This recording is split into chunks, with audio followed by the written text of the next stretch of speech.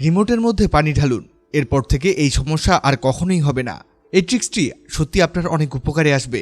যদি আপনার টিভি রিমোটের কিছু কিছু বাটন কাজ করা বন্ধ করে দেয় অথবা পুরো রিমোট আর কাজ না করে আর আপনি এটিকে ফেলে দিয়ে নতুন রিমোট কিনতে চাচ্ছেন, তবে থামুন, এই কাজটি করবেন না। আপনি আপনার নষ্ট রিমোটটিকে খুব সহজেই ঠিক করে ফেলতে পারবেন, তাও আবার বিনামূল্যে। তাহলে চলুন শুরু করি। প্রথমে রিমোটের ব্যাটারিগুলোকে খুলে ফেলতে হবে। আমরা এক এক করে 2টি ব্যাটারি খুলে ফেলছি। এবার একটি কেচি অথবা চিকন কিছু নিতে হবে। আমরা একটি স্ক্রুড্রাইভার নিয়েছি। এটি দিয়ে রিমোটের সাইডের এই গ্যাপটিতে হালকা করে চাপ প্রয়োগ করতে হবে। এটিকে এভাবে ভিতরে ঢুকিয়ে দিয়ে উপরের দিকে চাপ দিতে হবে। এটি সাবধানতার সাথে আস্তে আস্তে উপরের দিকে চাপ দিয়ে দিয়ে খুলতে হবে। এই যে এখানে রিমোটের 3টি পার্ট। এখানে সমস্যা হয়েছে সার্কিট বোর্ডে। মূলত এই বোর্ডে হয় কি, আবহাওয়ার কারণে, গরম ঠান্ডা অথবা ধুলা ময়লার কারণে এটির উপরে একটি আস্তরণ তৈরি হয় আর রাবারের এই বাটনগুলো এর সংস্পর্শে থাকে। তো ময়লার কারণে রাবারের এই বাটনগুলো সার্কিটের মধ্যে ঠিকমতো স্পর্শ করতে পারে না, আর এর কারণেই কিছু কিছু বাটন কাজ করা বন্ধ করে দেয়। বিশেষ করে যে বাটনগুলো আমরা বেশি ব্যবহার করি, যেমন ভলিউম বাটন, চ্যানেল চেঞ্জ এবং পাওয়ার বাটনে এই সমস্যা বেশি দেখা যায়। আবার কিছু কিছু ক্ষেত্রে সবগুলো বাটনই কাজ করা বন্ধ করে দেয়। এটি ঠিক করা খুবই সহজ। এটার জন্য আপনাকে যা করতে হবে, প্রথমে একটি এরকম স্পঞ্জ নিতে হবে এবং এর মধ্যে কিছু ডিশ জেল দিতে হবে এবং এটি দিয়ে সার্কিটকে পরিষ্কার করতে হবে।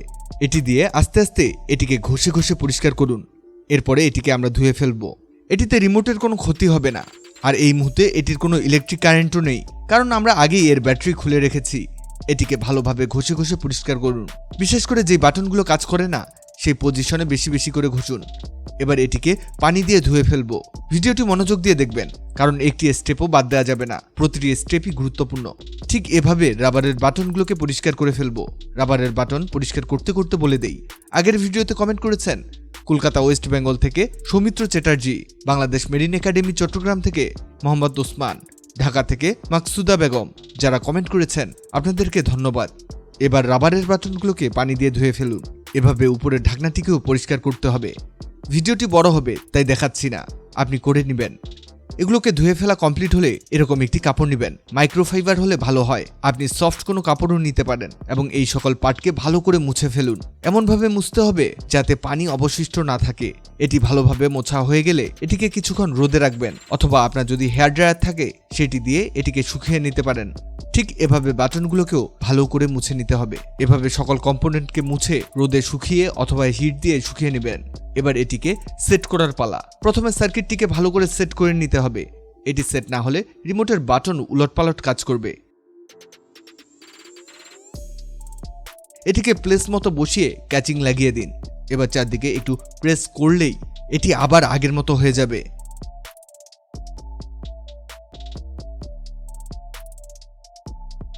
এই যে বন্ধুরা, রিমোটের লাইট জ্বলছে, তার মানে হলো রিমোটটি ঠিক হয়ে গেছে।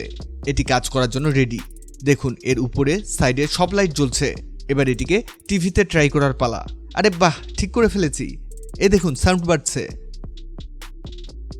এবার সাউন্ড কমাই, চ্যানেল চেঞ্জ করে দেখাই। দেখুন, আপনাদের শেখাতে গিয়ে আমিও অনেক কিছু শিখে যাচ্ছি বন্ধুরা, এজন্য আপনাদেরকে ধন্যবাদ। যাই হোক, ভিডিওটি অনেকের উপকারে আসতে পারে, তাই ভিডিওটিকে শেয়ার করুন। আর আপনি পৃথিবীর কোন জায়গা থেকে ভিডিওটি দেখছেন কমেন্ট করুন, যাতে পরবর্তী ভিডিওতে আপনাকে ধন্যবাদ জানাতে পারি। ভিডিওটি ভালো লাগলে লাভ রিঅ্যাক্ট দিন, খারাপ লাগলে এংরি রিঅ্যাক্ট দিন। এমন সব তথ্যবহুল ভিডিও পেতে ন্যাচারাল বিউটি হ্যাক্সকে লাইক ও ফলো দিয়ে রাখুন।